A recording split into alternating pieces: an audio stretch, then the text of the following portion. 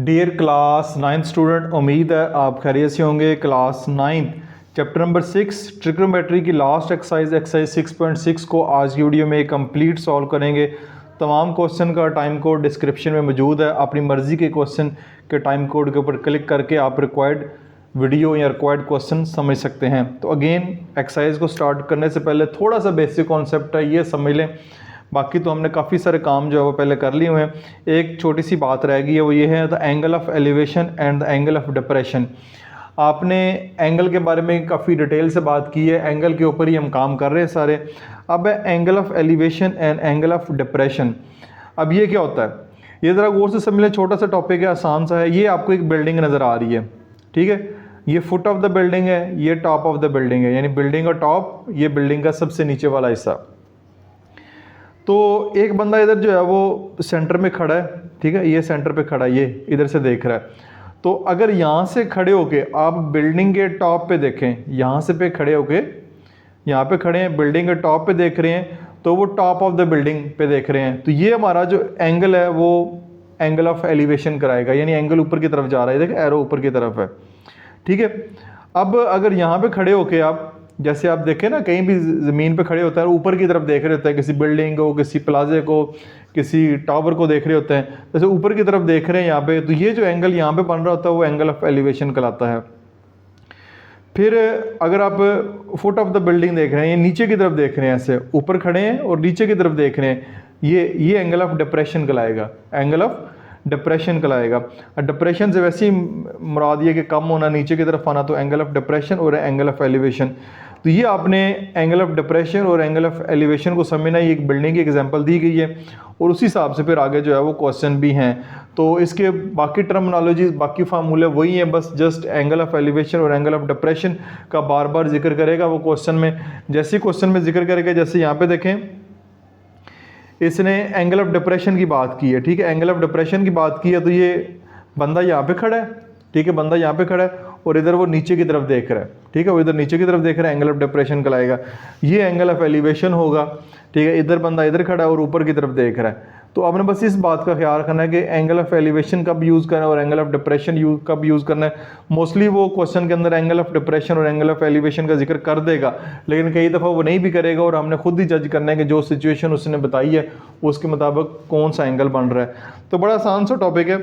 इसके बाद हम एक्सरसाइज की जानिब मूव करते हैं। क्वेश्चन नंबर 1 की जानिब मूव करते हैं, एक्सरसाइज 6.6 का। The angle of elevation of the top of a flag post from a point on the ground level 40 metre away from the flag post is 60 degree. Find the height of the post. अब इसको एक मैं shape की शक्ल में देता हूँ। ये आपके पास है पोस्ट एक, ठीक है, एक पोस्ट है। The angle of elevation of the top of the flag post, यानी एक फ्लैग पोस्ट है, यहाँ पे जो है एक झंडा जो है वो लगा हुआ है। यहाँ से जो नीचे एक बंदा खड़ा है वो उस पोस्ट को या उस फ्लैग को देख रहा है, तो जो एंगल ऑफ एलिवेशन बन रहा है वो 60 डिग्री का बन रहा है, ठीक है। From the post is 60 degree.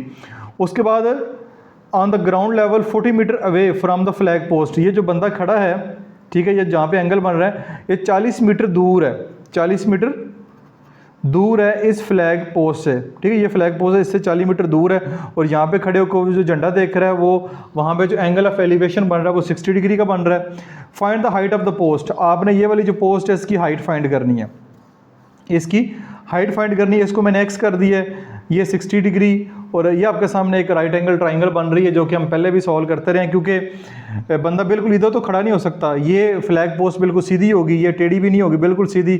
ऐसे झंडा जो है लगा हुआ है, यहाँ दीवार है, जो भी पोस्ट बनी है वो बिल्कुल सीधी होगी। 90 डिग्री का एंगल बन रहा होगा, तो बंदा इधर खड़ा है, इधर खड़ा है, जहाँ भी खड़ा है, तो ऐसे एक 60 डिग्री का एंगल बन रहा है और ये राइट एंगल ट्राइंगल बन रही है। लेट द हाइट, यानी हाइट इज एक्स, एक्स हमारे पास हाइट है। अब देखें, हमने 6 ट्रिग्नोमेट्रिक रेशियोज पढ़ी हैं, उनमें से वो लगानी है जिसमें बेस और परपेंडिकुलर आ रही हो। तो बेस और परपेंडिकुलर जो है वो आपके पास tan में है, और मोस्टली इस क्वेश्चन में tan ही अप्लाई होगा। tan थीटा होता है परपेंडिकुलर ओवर बेस, तो यहाँ पे लिखेंगे tan 60 degree is equal to perpendicular over base. तो tan 60 degree is equal to perpendicular होगा x, बेस आपके पास है 40, अब tan 60 की वैल्यू फाइंड करनी है। पहले हम क्या करते थे, पहले हम जो है वो टेबल से देखते थे। अब टेबल से देखने की ज़रूरत नहीं है क्योंकि हमने इसको डायरेक्ट सॉल्व करना है। तो आप जो है वो डायरेक्ट इसको कैलकुलेटर की मदद से भी कर सकते हैं। ये देखें, ये लिखा हुआ है 10 और ये आपके पास 60। tan 60 की वैल्यू आ रही है हमारे पास 1.732 इज इक्वल टू x/40।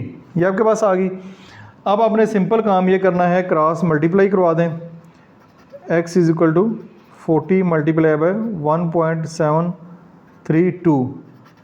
तो x की वैल्यू आपके पास इस तरह आ जाएगी। ये इसको मल्टीप्लाई करवा देते हैं। 40 मल्टीप्लाई बाय 1.732 ये आ जाएगी 69.28। और ये आपके पास क्योंकि मीटर में दी गई है, ये आपके पास इसकी हाइट ऑफ द पोस्ट जो है वो आपके पास 69.28 मीटर आपके पास आ गई है। यहाँ पे बेशक लिख लें आप, height of the post is 69.28 metre आपके पास होगी। तो इस तरह आपका क्वेश्चन नंबर 1 कंप्लीट हो गया। क्वेश्चन नंबर 2 की जानब चलते हैं। क्वेश्चन नंबर 2 में है N isosceles triangle has a vertical angle of 120 and base 10 centimetre long, find the height of its altitude. अब सबसे पहले आइसोसेलेस ट्राइंगल की बात करते हैं। आइसोसेलेस ट्राइंगल ऐसी ट्राइंगल को कहते हैं जिसकी दो साइड बराबर होती हैं। तो ये मैंने एक लाइन इधर लगाई, एक लाइन इधर लगाई, ये दोनों जो साइड हैं ये इसकी आपस में बराबर होंगी। अब उसमें है N isosceles triangle has a vertical angle of 120 degree. तो ये वर्टिकल एंगल जो यहाँ पे बन रहा है ये 120 डिग्री का है। एंड बेस, उसकी जो बेस है यहाँ से लेके यहाँ तक, ये इसकी बेस होगी वो 10 सेंटीमीटर होगी। Find the height of its altitude, यानी ये जो हाइट है ना, ये डॉटेड लाइन लगाई है, ये आपने फाइंड करनी है। तो ये आपके पास क्वेश्चन बन रहा है। अब आप देखें, सबसे पहले ये 120 डिग्री का एंगल है, ठीक है। अब ये दो एंगल, एंगल ए और एंगल बी, सबसे पहले जो है वो हमने फाइंड करने हैं। तो ये कैसे करेंगे, तो यहाँ पे मैं लिखने लगा हूँ angle A plus angle B is equal to, ठीक है, किसके बराबर होंगे। टोटल ये ट्राइंगल में 180 होता है, टोटल जो ट्राइंगल होती है वो 180 की होती है, माइनस 120 ये कर दें तो आपके पास angle A plus angle B जो है वो 60 डिग्री, यानी ये दोनों एंगल मिला के आपके पास जो है वो 60 डिग्री के होने चाहिए। अब देखें कि ये वाली साइड दोनों बराबर हैं, ये वाली दोनों साइड बराबर हैं। तो ये वाले जो एंगल भी यहाँ पे बन रहे हैं वो भी आपस में बराबर होंगे, वो आपस में बराबर होंगे। डायरेक्ट भी आप लिख सकते हैं कि angle A is equal to 30 degree होगा और एंगल बी जो है वो इज इक्वल टू 30 डिग्री होगा। ये आप डायरेक्ट भी लिख सकते हैं क्योंकि ये दोनों साइड बराबर हैं, ये दोनों साइड बराबर हैं, उनके सामने बनने वाले एंगल भी आपस में बराबर होते हैं। अदरवाइज को स्टेप करना चाहें तब भी कर सकते हैं, मेरे हाल में ऐसे भी लिख रहे हैं तो ठीक है। एंगल ए एंगल बी आपके पास आ गया, ठीक है। और उसके बाद हम देखते हैं, इसके बाद जी आप देखें नेक्स्ट काम ये करना है, ये वाला एंगल भी आपके पास 30 डिग्री आ गया, ये एंगल भी 30 डिग्री का आ गया। अब ये एंगल 30 डिग्री। अब एक और काम ये देखें, यहाँ से लेके यहाँ तक ए बी 10 सेंटीमीटर दिया गया है। तो लाइन सेगमेंट सी डी जो आपको लाइन सेगमेंट ये नज़र आ रही है, dotted line bisect A B, इसको बाइसेक्ट कर रही है into 2 equal parts, 2 equal parts में कर रही है। तो यहाँ पे 90 डिग्री का एंगल बन रहा है, यहाँ पे भी 90 डिग्री का एंगल बन रहा है और ये दो बराबर हिस्सों में डिवाइड कर रही है। तो आपके पास ये भी 5 सेंटीमीटर होगी, ठीक है, और ये भी फिर 5 सेंटीमीटर हो जाएगी, ठीक है। सो ए डी भी जो है वो 5 सेंटीमीटर है और बी डी भी आपके पास 5 सेंटीमीटर है। ये थ्योरम भी था आपकी पिछली जो क्लास 9th की बुक थी। अब ये वाली वैल्यू आ गई, ये 30 डिग्री का एंगल भी है, जस्ट हमने ये वाली हाइट फाइंड करनी है। तो यहाँ पे आप लगाएंगे tan theta is equal to perpendicular over base. तो tan 30, tan, क्योंकि ये वाला एंगल 30 डिग्री का है, परपेंडिकुलर हमने फाइंड करना है और हमारे पास बेस जो है वो 5 सेंटीमीटर है। अब अगेन जो tan 30 की वैल्यू है वो फाइंड करेंगे, उसके लिए साइंटिफिक कैलकुलेटर वही 10 का बटन प्रेस करें और साथ 30 डिग्री, तो ये आएगा 0.577 इज इक्वल टू p/5। ये क्रॉस मल्टीप्लाई होगा तो p is equal to 5 multiply 0.577। तो ये हमारे पास आ जाएगा, ये कैलकुलेटर की मदद से कर लेते हैं। 5 मल्टीप्लाई बाय 0.5 677 ये आ जाएगा P is equal to 2.885, P is equal to 2.89 कर लें या 2.90 कर लें। ठीक है, तो ये आपके पास P से क्या था, P ये हमारा ये है, ठीक है, हाइट इसकी परपेंडिकुलर। तो find the height of its altitude, height of its altitude is 2.89 centimetre, unit दिया गया तो सेंटीमीटर आपका आंसर होगा। नेक्स्ट क्वेश्चन को देखते हैं। Question number 3, a tree is 72 metre high, एक दरख्त है जो कि 72 मीटर हाई है, ये दरख्त हो गया। Find the angle of elevation of its top from a point 100 metre away on the ground level.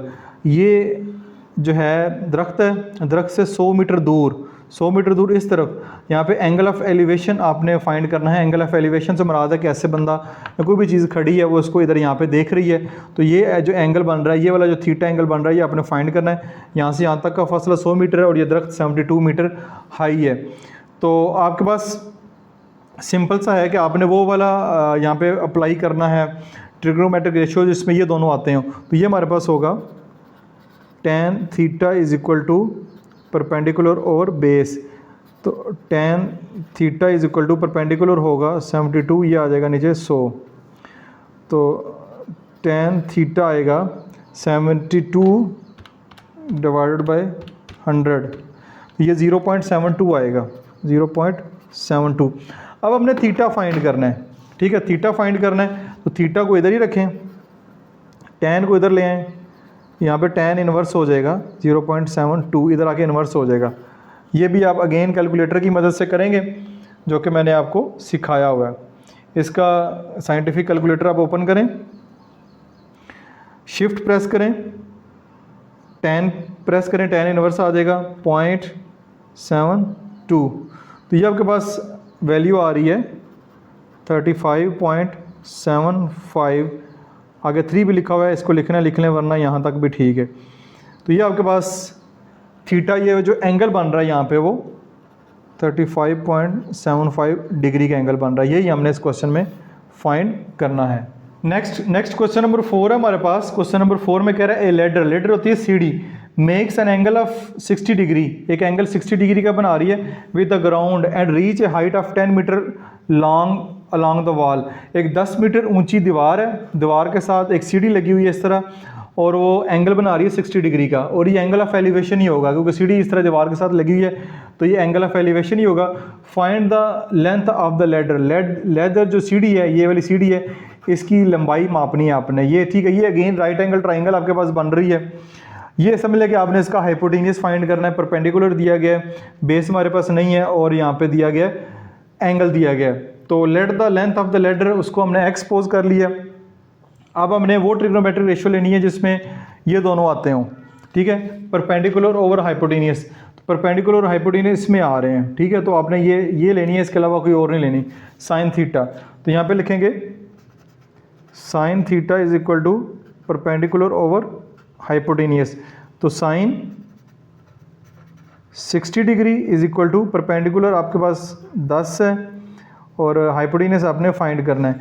तो अगेन आपके पास साइन 60 की वैल्यू जो है वो आप कैलकुलेटर की मदद से फाइंड करेंगे, साइन 60, तो ये आपके पास सॉरी ये है sine 60, 0.866 is equal to 10/x आ जाएगी। अब अपने क्रॉस मल्टीप्लाई कर दें तो ये आ जाएगा x multiply by 0.866 is equal to 10। x की वैल्यू फाइंड करनी है तो 10 डिवाइड बाई 0.866 कर दें, इधर आके मल्टीप्लाई है, इधर आके डिवाइड हो जाएगा, तो 10 डिवाइडेड बाई 0.866, तो ये आपके पास आ रहा है x इज इक्वल टू 11.54, ठीक है, 7 लिखने रहने दें, ठीक है। ये मीटर x की जो वैल्यू है वो हमारे पास आ रही है 11.54। तो लेंथ ऑफ लेडर की जो लेंथ है वो 11.54 मीटर आपके पास बन रही है। नेक्स्ट क्वेश्चन की जानब चलते हैं। नेक्स्ट क्वेश्चन है 5, a lighthouse tower is 150 metre high. एक लाइट हाउस टावर है, ठीक है, जिस पे लाइट लगी हुई है, वो 150 मीटर हाई है फ्रॉम द सी लेवल से। सी लेवल से मराद है ये लाइट हाउस बेसिकली समंदरों के करीब जो है वो लगाए जाते हैं ताकि जहाज़ या जो शिप वगैरह आ रही हैं वो लाइट से जज कर लें कि किनारा किधर है, कौन सी डायरेक्शन है, उससे पता चलता है। The angle of depression from the top, अब angle of depression from the top से होगा, यहाँ से नीचे की तरफ देखें तो एंगल ऑफ डिप्रेशन हमारे पास 60 डिग्री का बन रहा है। Tower to a ship is 60, find the distance between the ship and the tower, ये जी शिप है और यहाँ से लेके यहाँ तक का जो डिस्टेंस है वो आपने फाइंड करना है। एंगल ऑफ डिप्रेशन ये है आप 60 डिग्री। अब आप जानते हैं कि इस तरह दो लाइनें हों, उनमें से इस तरह की लाइन गुजरी है, जो एंगल यहाँ पे बनता है वही एंगल यहाँ पे भी बन रहा होता है, यानी कि ये दोनों एंगल आपस में अपोजिट हैं और ये दो पर स्ट्रेट लाइन है, स्ट्रेट लाइन के दरमियान एक किस्म की ट्रांसवर्सल गुजर रही है। ये वाला एंगल और ये वाला एंगल बराबर होगा, क्योंकि हमने इस एंगल के बारे में तो पढ़ा ही नहीं है, हम तो एक राइट एंगल ट्राइंगल बना रहे हैं इस तरह, और उसके अंदर यहाँ पे जो एंगल है उसके हिसाब से वैल्यूज लेकर सॉल्व कर रहे हैं। तो आपने ये जो एंगल है, जो मेजरमेंट इसकी होगी वही मेजरमेंट इसकी भी होगी, ठीक है। ये 60 डिग्री का, ये 150 मीटर, ये आपने फाइंड करना है। तो let the distance between the ship and the tower, यानी शिप और टावर के दरमियान जो डिस्टेंस उसको एक्स रख लिया। अब आपने अगेन वो वाली ट्रिग्नोमेट्रिक रेशियो लेनी है जिसमें आपके पास परपेंडिकुलर और बेस हो, तो वो आपके पास tan ही है। तो यहाँ पे लिखेंगे tan theta is equal to perpendicular और बेस, तो tan 60 डिग्री, परपेंडिकुलर आपके पास 150 और बेस आपके पास x। अब अगेन आप tan 60 की वैल्यू जो है वो कैलकुलेटर से ले लेंगे, तो वो आपके पास आएगी tan 60 1.732 is equal to 150 divide by x कर दें। अब क्रॉस मल्टीप्लिकेशन कराएंगे, x इससे मल्टीप्लाई होगा, 1.732 is equal to 150, x is equal to 150, इधर मल्टीप्लाई हो रहा है, इधर आके डिवाइड हो जाएगा। तो अब आप इसको डिवाइड कर दें, ऊपर रखें 150 डिवाइडेड बाय 1.732, तो ये आपके पास आ रहा है x की वैल्यू 86.60 या 6 कर लें, ये आपके पास मीटर में आ रही है। तो शिप का और जो टावर है उसका ये जो फासला है वो 86.6 मीटर बन रहा है। तो इस तरह आपका ये क्वेश्चन नंबर 5 भी मुकम्मल हो गया। क्वेश्चन नंबर 6 की जानब मूव करते हैं। क्वेश्चन नंबर 6 में measure of an angle of elevation, यानी एंगल ऑफ एलिवेशन ही मेजर करना है, of the top of a pole is 15 degree from a point on the ground, ठीक है। पहली बात, in walking 100 metre towards the pole the measure of angle is found to be 30 degree, find the height of the pole. अब यहाँ पे दो angle दिए गए हैं, 15 डिग्री का और 30 डिग्री का। अब यहाँ पे आगे जितने भी क्वेश्चन होंगे, कुछ क्वेश्चन इसमें डबल एंगल भी दिए जाएंगे, ऊपर जितने भी क्वेश्चन थे उस पर सिंगल एंगल थे। तो सबसे पहले आपने अगेन इसमें क्वेश्चन को समझना है। क्वेश्चन क्या कह रहा है, measure the angle of elevation of the top of a pole is 15 metre from a point, ठीक है। किसी भी एक पॉइंट से 50 मीटर एक पॉइंट है, एंगल ऑफ एलिवेशन बन रहा है on the ground, in walking towards the pole, pole की तरफ अगर आप वॉक करेंगे, ऐसे पोल की तरफ आप वॉक करेंगे तो 100 मीटर का अगर आप फासला तय करेंगे, the measure of angle is found to be 30 degree, तो यहाँ पे 30 डिग्री का एंगल बन रहा होगा। Find the height of the pole, pole की अपने हाइट फाइंड करनी, ये पोल है। देखिए बंदा एक यहाँ पे खड़ा है या बैठा है, यहाँ से एंगल ऑफ एलिवेशन 15 डिग्री का है, ठीक है। ये पोल के ऊपर देख रहा है, फिर वो चलता है 100 मीटर इधर, 100 मीटर इधर चलता है, तो यहाँ पे आके जो एंगल है वो 30 डिग्री का बन रहा है। इसके बाद जो है वो यहाँ पे दो एंगल आप बन रहे हैं, ठीक है। हाइट आपने अगेन फाइंड करनी है, यहाँ से लेके यहाँ तक का फासला आपके पास मौजूद है, और ये वाला जो फासला है इसको हम एक्स कर लेते हैं, ठीक है। ये फासला हमारे पास गिवन नहीं, एक्चुअली हमने height of the pole y जो है वो फाइंड करना है। तो इसमें अब आप कह रहे होंगे यहाँ पे 15 डिग्री, यहाँ पे 30 डिग्री, यहाँ पे जितना ऐसे बढ़ता जाएगा आगे एंगल छोटा होता जाएगा, जैसे वो करीब होता जाएगा 30 डिग्री का हो जाएगा, जैसे इसके बिल्कुल करीब जाएगा तो एंगल 90 के करीब पहुँच जाएगा, बिल्कुल सीधा होगा तो 90 का हो जाएगा।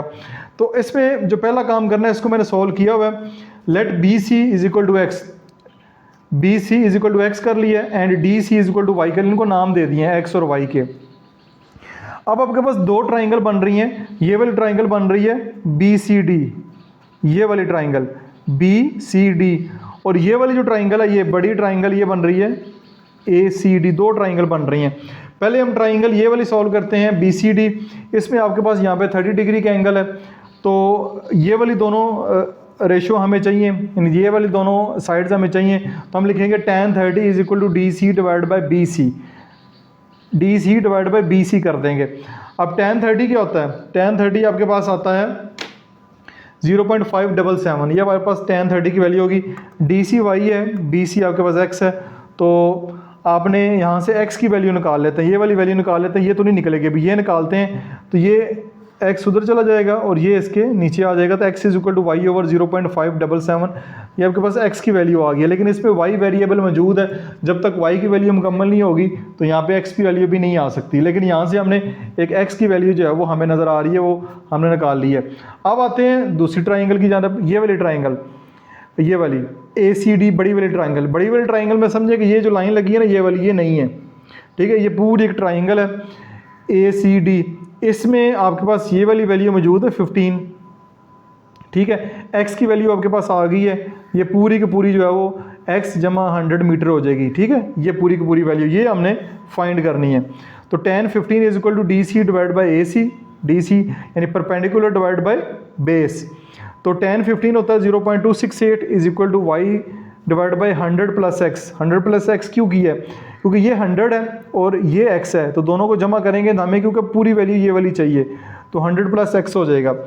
तो 0.268, अब 100 प्लस एक्स जो है वो इधर इसके साथ जाके मल्टीप्लाई हो रहा है, तो ये मल्टीप्लाई हो जाएगा, इज इक्वल टू वाई आ जाएगा।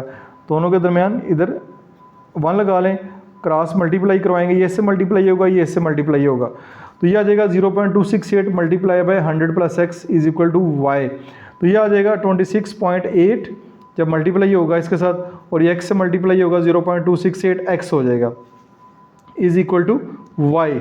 ये आपके पास एक इक्वेशन बन गई है, इक्वेशन नंबर 2। ये आपके पास थी इक्वेशन नंबर 1, ठीक हो गया।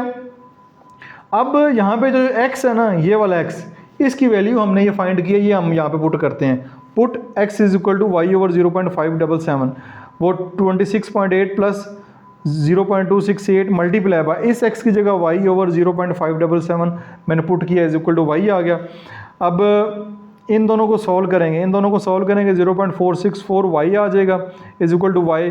तो y हमने फाइंड करना है, y दोनों इधर इस तरफ कर दें, तो 26.8 y माइनस 0.464 y ये वाला इधर आ जाएगा।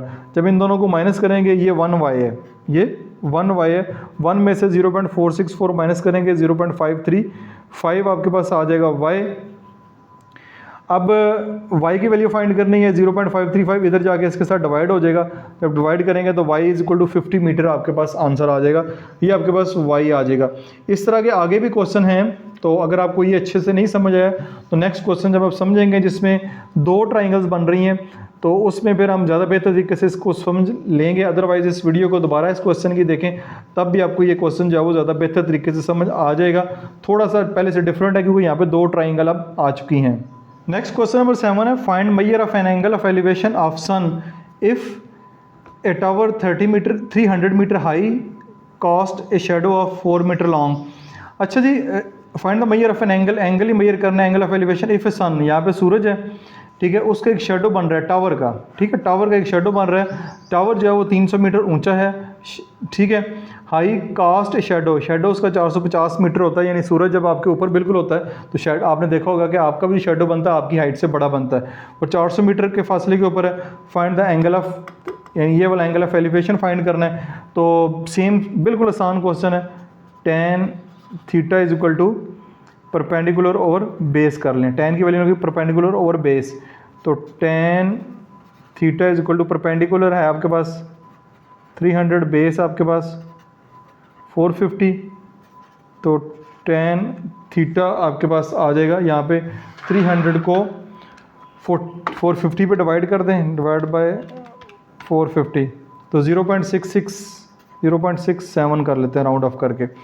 अब थीटा फाइंड करना है, तो थीटा इधर ही रहेगा, इधर आके tan इनवर्स हो जाएगा 0.67। तो ये आपने इसकी वैल्यू निकालनी है। तो ये आपके पास जो कैलकुलेटर के ज़रिए वैल्यू निकालेंगे वो आपके पास है कि theta is equal to 38.7 degree. ये इन्वर्स निकालना मैंने आपको सिखाया हुआ है, इधर आके ये इन्वर्स हो जाता है 0.67 का। कैलकुलेटर पे इन्वर्स लेंगे तो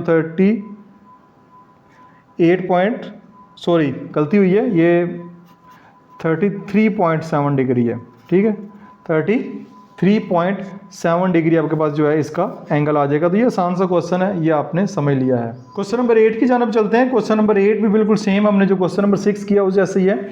major of an angle of elevation of the top of A Cliff, Cliff से मुराद एक पहाड़ी की क्लिफ से जो एंगल बनता है वो 25 डिग्री का बनता है। On walking 100 metre towards the cliff, आपने 100 मीटर जो है वो पहाड़ी की जानब जाना है, ठीक है, यानी यहाँ पे खड़े हैं आप, यहाँ पे एंगल ऑफ एलिवेशन 25 डिग्री का बनता है, यहाँ से अपने क्लिफ की जानब जाना है 100 metre. Measure of angle of elevation of the top is 45 degree, यहाँ पे आके वो 45 डिग्री का बन जाता है। Find the height of the Cliff, Cliff की हाइट आपने फाइंड करनी है। बिल्कुल सेम क्वेश्चन वही है जो आपने ये वाला एंगल किया। 100 मीटर इधर जाना था, यहाँ पे एंगल 15 और 30 है, यहाँ पे एंगल 25 और 45 है, और ये आपने हाइट ही अगेन फाइंड करनी है। बिल्कुल सेम वही क्वेश्चन है। तो इस क्वेश्चन में देखिए अगेन दो ट्राइंगल बन रही हैं। अब ये वाली वैल्यू भी हमारे पास मौजूद नहीं है, तो हमने फाइंड करनी है हाइट। ये x हो जाएगी, ये हमारे पास, इसको y पुट कर लेते हैं, ठीक है। Let B C is equal to Y, B C is equal to Y और C D is equal to X. C D basically हमने फाइंड करना है, x फाइंड करना है हाइट ऑफ द क्लिफ।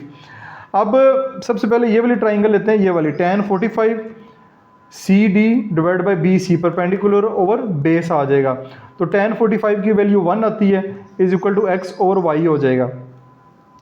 अब y इधर जाएगा तो x is equal to Y, यहाँ y इज इक्वल, यहाँ y is equal to x कर लें, एक ही बात है, ठीक है। x और y और x आपस में आ जाएंगे, ये आसान है उससे, ठीक है। ये आपकी पहली इक्वेशन बन गई।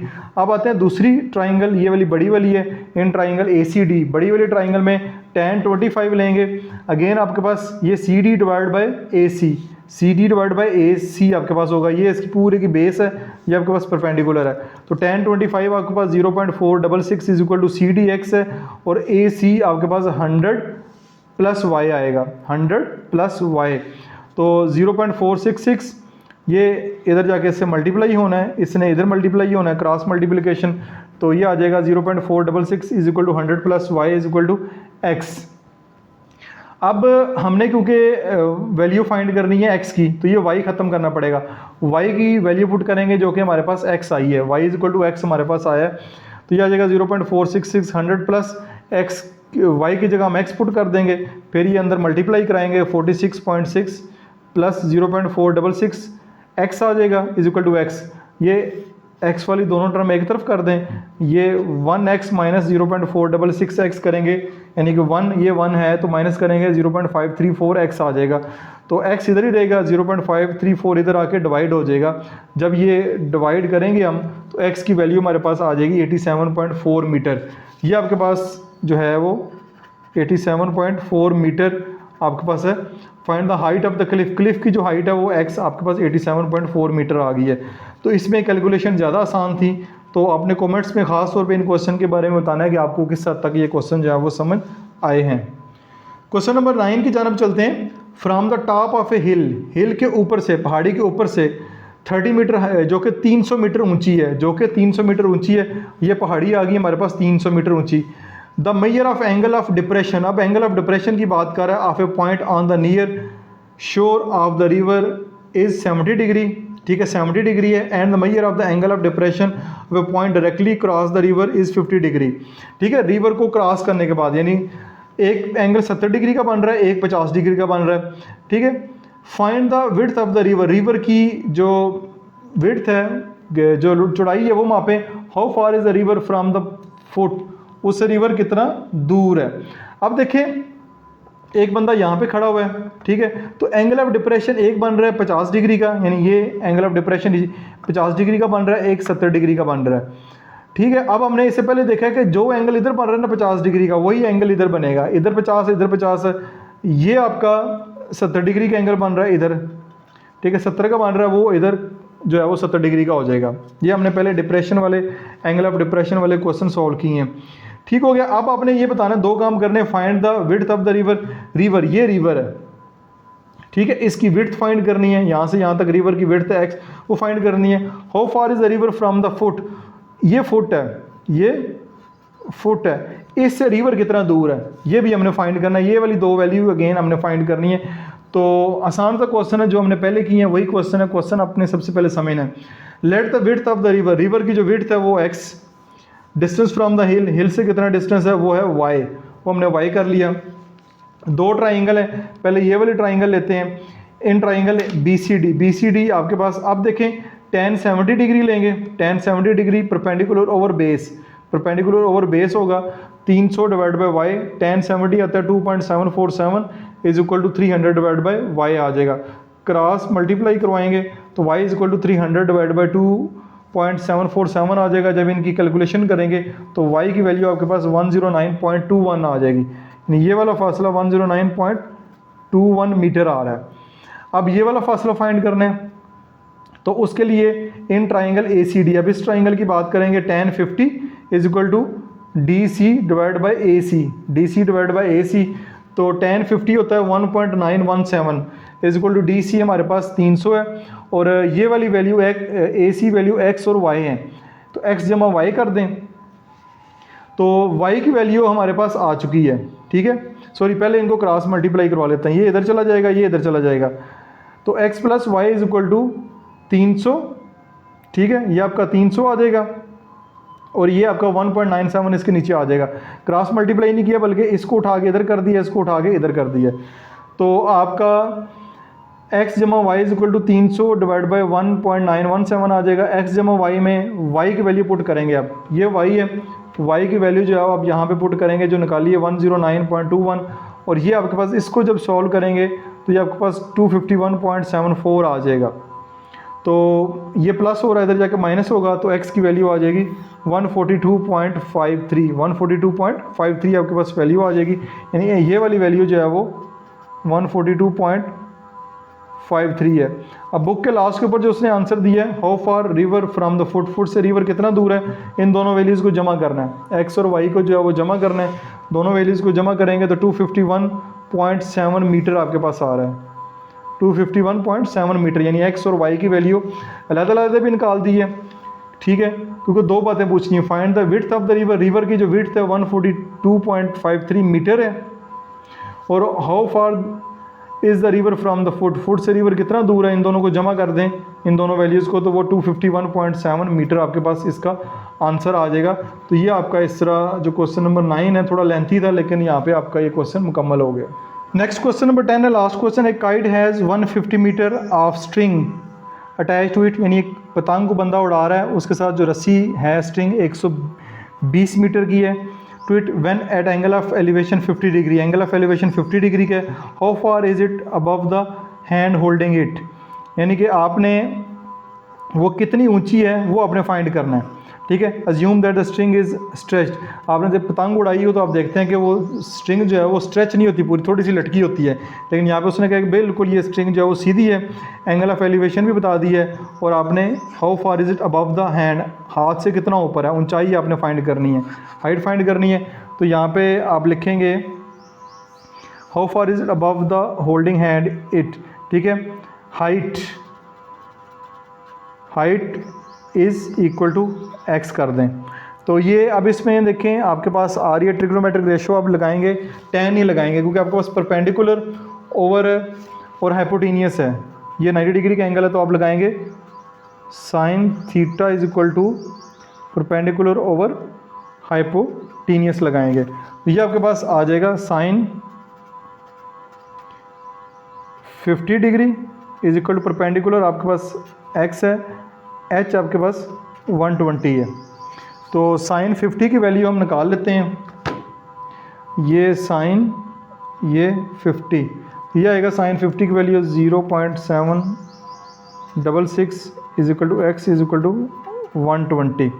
अब x की वैल्यू फाइंड करनी है तो ये उधर जाके मल्टीप्लाई हो जाएगा, तो x is equal to 0.766 multiply by 120, x की वैल्यू आ जाएगी, इसको मल्टीप्लाई करवा देते हैं, 0.766 मल्टीप्लाई बाय 120, तो ये आ रहा है 91.92 मीटर। ये आपके पास x की वैल्यू इस तरह आ जाएगी 91.92 मीटर। तो ये आपके पास होगी how far is it above the hand holding, यानी इसकी हाइट आपके पास आ जाएगी। तो ये आपका इस तरह क्वेश्चन नंबर 10 भी यहाँ पे कंप्लीट सॉल्व हो चुका है। डियर स्टूडेंट, उम्मीद है आपने पहले की तरह इस वीडियो को भी भरपूर एंजॉय किया होगा। किसी किस्म का क्वेश्चन हो कमेंट सेक्शन में पोस्ट करें। ना सिर्फ मैं आपके क्वेश्चन रीड करता हूं बल्कि उनको रिस्पॉन्स भी करता हूं। वीडियो को लाइक और शेयर जरूर कीजिएगा। अपना बहुत सारा ख्याल रखिएगा। This is Masoom Bashar signing of.